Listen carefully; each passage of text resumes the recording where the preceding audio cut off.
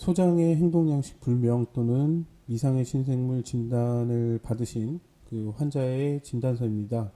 질병분류 기호는 이제 D372 이렇게 이제 코드가 기재되어 있었고, 이 질환으로 종양에 대한 절제술을 시행하고, 경과는 양호하다, 외래 추적 관찰이 필요하다, 이런 식으로 이제 소견이 나왔는데, 이 소장에서 발견되는 종양은 종류가 굉장히 다양하고 모두 이런 진단을 받는 것은 아니고요.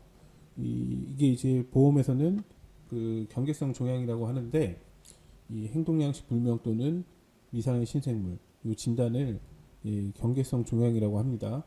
그래서 모두 다 경계성 종양으로 진단이 되는 것은 아니고, 또한 이 경계성 종양으로 진단이 됐다고 해서 모든 사람이 이제 같은 종류의 종양으로 진단이 내려지는 것은 아닙니다. 그러니까 종양 자체가 디테일한 내용을 확인을 해보면 병명 같더라도 종양의 종류가 다르거나 같은 종양이라고 하더라도 사이즈, 그 다음에 항암 치료 여부, 그 다음에 각종 세부적인 수치로 이제 나오는 그런 검사 결과들, 이런 것들도 다 차이가 있고, 여러 부분에서 이제 차이가 발생을 합니다.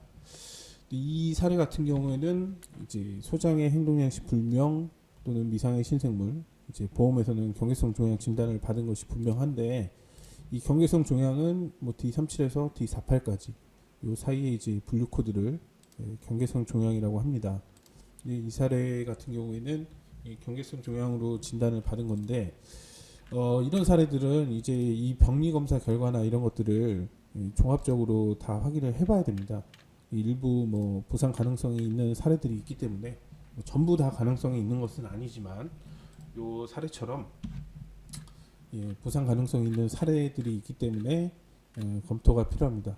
그래서 조직 검사 결과를 확인해 본 결과, 이분 같은 경우에는 그 위장관 기질 종양, 기스트라고 하는 이 종양으로 진단이 됐고, 이 종양이 흔한 종류의 종양은 아니지만 양성으로 진단이 되는 경우도 있고 경계성으로 진단이 되는 경우도 있습니다. 근데 이제 암으로 볼 수 있는 그런 판단이 가능한 경우도 있기 때문에 세부적인 내용들을 전체적으로 확인을 해봐야 됩니다.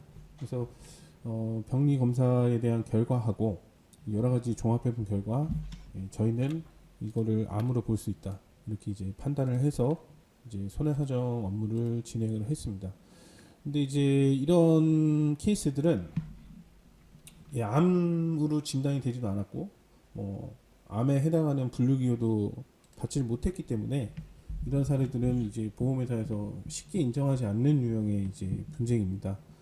암으로 진단이 돼도 암이 아니다 이러면서 삭감하거나 지급을 아예 거부해 버리는 이런 사례들이 굉장히 암보험 분쟁의 대표적인 그런 유형들이 굉장히 많은데, 이렇게 진단 자체도 이제 암으로 되지가 않은 거를 암으로 인정하기에는 보험회사 입장에서는 쉽지가 않습니다.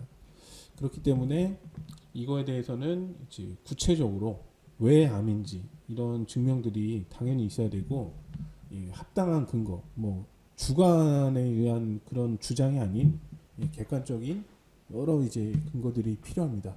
그래서 손해사정서를 이제 작성해서 제출을 하고 그 진행을 해도 암으로 진단이 된 거다, 이런 사실관계를 확실하게 입증을 해도 보험회사 입장에서는 쉽게 인정을 할 수가 없는 그런 내용이고, 의사도 암이 아니라고 했는데 보험에서만 암이냐, 이런 이제 반문도 가능한 내용이기 때문에 이런 케이스들은 대부분이 상당한 지연이 예상이 되는 건입니다.